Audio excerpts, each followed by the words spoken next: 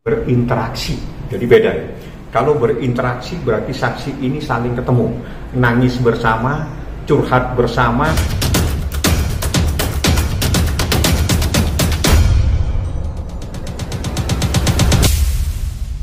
Terima kasih nih teman-teman semua, selalu mengikuti, luar biasa sekali. Memang proses ini perkembangannya semakin hari banyak sekali terjadi proses yang luar biasa. Menurut saya tadi adalah pemeriksaan saksi, jadi ini bukan penambahan ya, biar tidak salah paham, bukan penambahan saksi, tapi ini adalah saksi yang memang dari awal sudah pernah diperiksa. Jadi kalau saksi dalam proses penyelidikan dulu pernah diperiksa, itu namanya berita acara interogasi, BAI istilahnya dari penyelidik ya. Tadi dia diperiksa dalam proses penyidikan sekitar 20 pertanyaan. Saksinya inisialnya A. Ya, dia yang tahu, dia yang berkomunikasi, dia yang menemani, tapi dalam space waktu kejadian di bulan Maret sampai bulan Mei.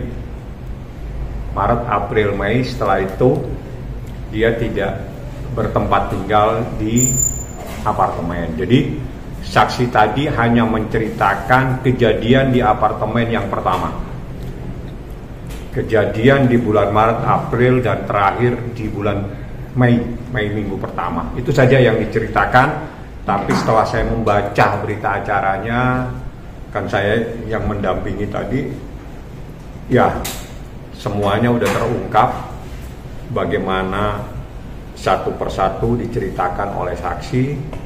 Dan saya ucapkan banyak terima kasih karena dia ingin memberikan keadilan buat Laura.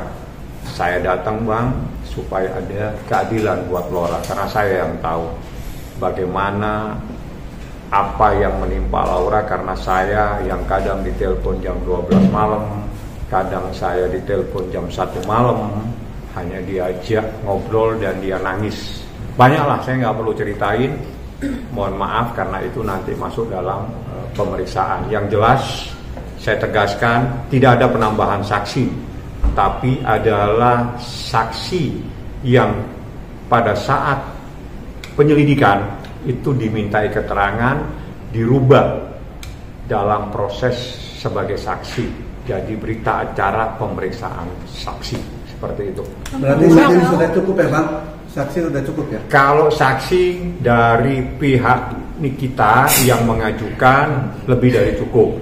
Tapi kita tidak tahu kalau tiba-tiba seperti kejadian kemarin pada saat Nikita ada berangkat umroh, saya ada di Citos, tiba-tiba ada orang memaksa untuk ketemu saya. Dia malam-malam sekitar jam 7 habis maghrib maksa harus ketemu dengan saya. Saya bilang saya lagi ada di Citos, lagi nyantai begini. Maksa ketemu. Setelah ketemu dia menceritakan sesuatu. Nah, hal-hal yang begini ini kan saya tidak bisa memprediksi. Artinya di saat ada orang yang ingin memberikan keadilan, yang ingin menyampaikan adanya sebuah kebenaran, sebuah peristiwa, saya tidak bisa melarang. Jadi seperti kejadian yang terjadi pada saat Niki ada umroh, saya ketemu dia dan Nikinya udah pulang, saya bawa saksinya seperti itu. Sama dengan saksi ini.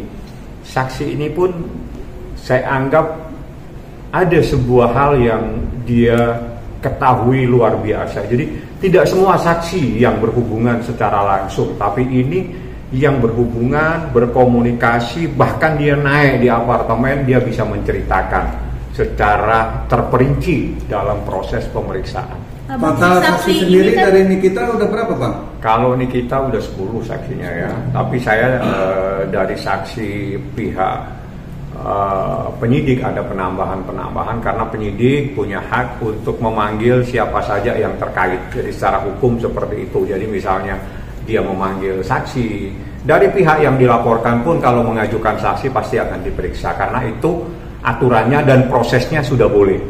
Jadi kalau kemarin penyelidikan tidak mungkin diajukan pemeriksaan saksi-saksi terhadap orang yang dilaporkan. Bang saksi.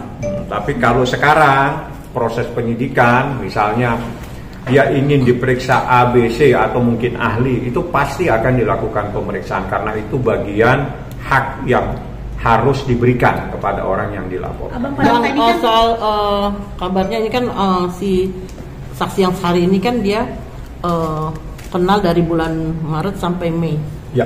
Artinya mereka hanya teman luar biasa. Jadi teman itu ada teman melalui komunikasi media HP. Tapi ini teman duduk bersama, nangis bersama, ya, diajak ke apartemen, diceritakan di sana. Ini saya buka-buka sedikit ya, biar. Dan juga dia menceritakan semuanya. Jadi ada 3 orang saksi, bukan 3 ya, 5 seingat saya, itu yang berinteraksi langsung. Tapi dengan peristiwa dan kejadian yang berbeda-beda. Contoh, saksi tadi itu kejadian Maret sampai Mei. Ada saksi lagi kejadian dari Maret sampai terakhir pada bulan Juli. Ada lagi saksi hanya Mei sampai Juli. Jadi itu renggang waktunya ya. Jadi tempusnya itu ada di bulan-bulan itu. Itu semuanya udah terungkap, disampaikan secara tegas oleh para saksi. Jadi sekarang semua yang dipanggil itu adalah saksi. Tidak ada penambahan saksi kecuali kepentingan penyidik. Oke Bang, benar nggak sih bahwa saksi yang hari ini tuh sempat diblokir nomor teleponnya, mereka saling blokir karena dari pihak-pihak tertentu, Bang? Saya tidak bisa jawab. Karena itu berarti saya membuka berita acara pemeriksaan. Saya hanya menyampaikan saksi ini berinteraksi. Jadi beda ya.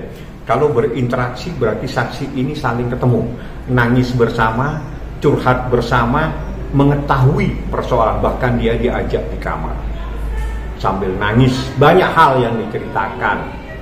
Nah, saya tidak boleh membuka semua, saya hanya spill sedikit-sedikit supaya juga saya tidak harus selalu menutupi informasi kepada rekan-rekan media. Tapi kalau secara keseluruhan saya mohon maaf, saya tidak bisa sampaikan. Saya katakan ini saksi bukan saksi melalui media, tapi saksi yang bertemu, saksi yang ditangisi, saksi yang dimintain tolong, saksi yang bersama-sama menangis bersama.